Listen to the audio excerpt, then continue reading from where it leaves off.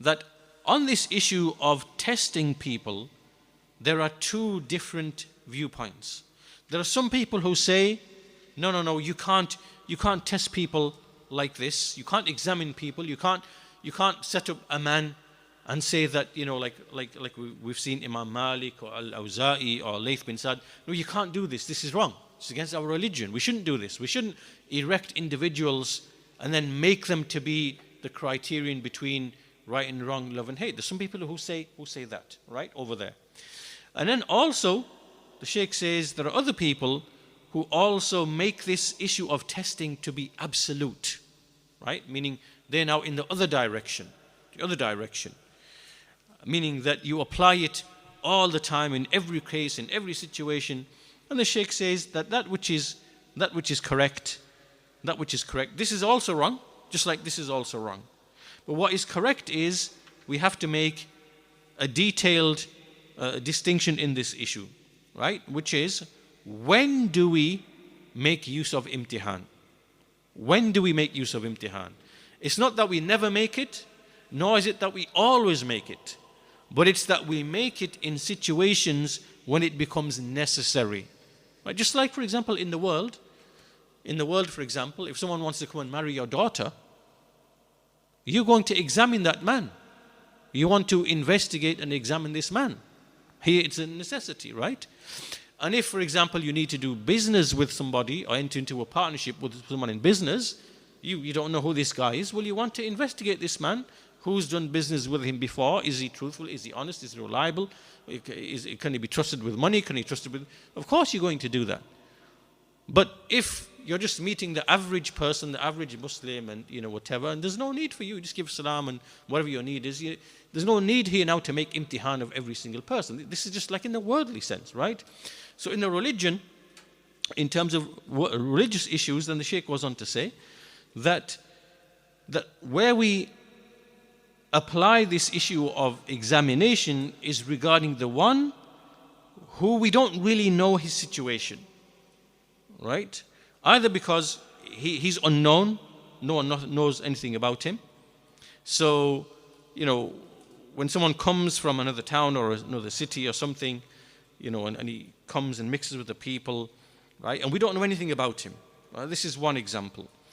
Or we don't know anything about his religion, like as in what is he upon, what does he believe? Right? Because this person, for all you know, could be a Rafidi, could be a Qadiyani, could be an Ahmadi, could be Yahudi pretending to be a Muslim. You don't know. It could be anybody, right?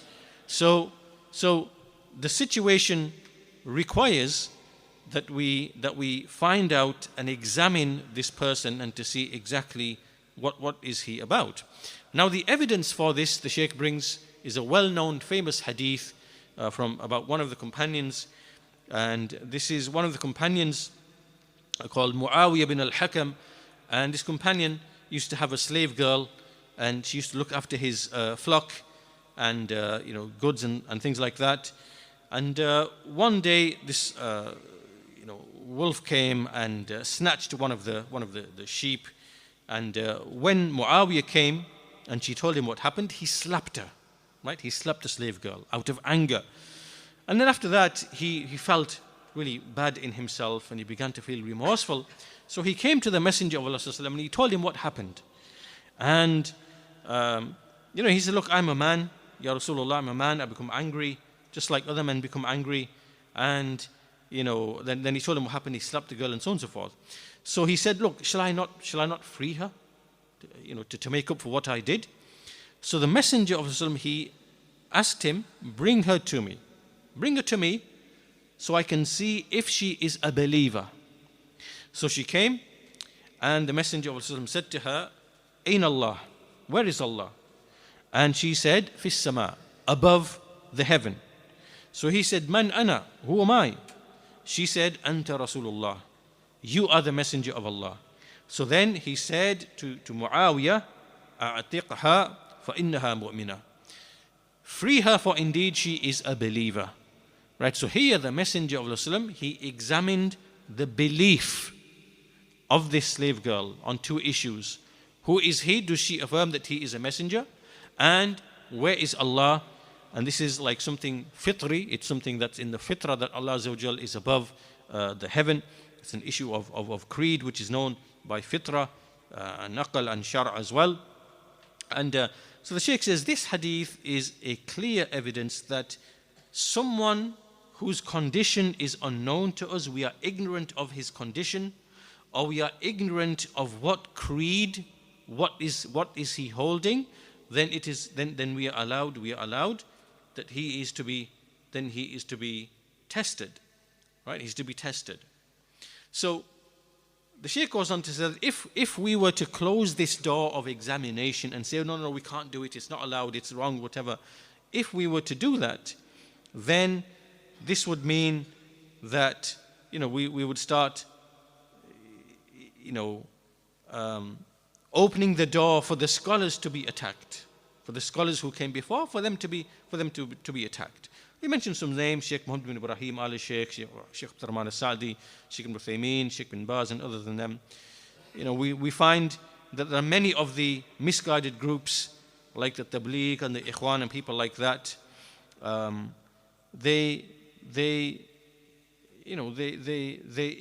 If they take the path of the misguided people, and in order for us to know a person, what is he about? Does he ascribe to any of these jama'at? Is he from the Ikhwan? Is he from the Taghlib, the Tabligh? Is he from the people of Takfir? Is he from whatever? Then we are to test and examine these people. And the Shaykh goes on to say that from the living people there are two scholars the Shaykh mentions. From them, Shaykh Salih al-Fawzan, and likewise Shaykh Salih al-Luhidan, who rahimahullah passed away last year, 2022. The Shaykh obviously gave his lecture before that. So he says, look, we would test people by way of these two scholars who are living now. Anyone who likes and loves these scholars, then we know that he's a person of the Sunnah, we love him. And anyone who hates them, then we hate him.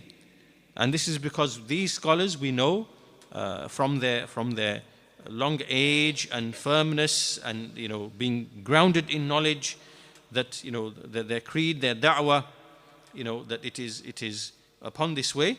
So whoever hates them, then we hate that person. Whoever loves him, we make that person close, we love him as well. And so this is an application of this imtihan in relation to people who are alive in this actual time.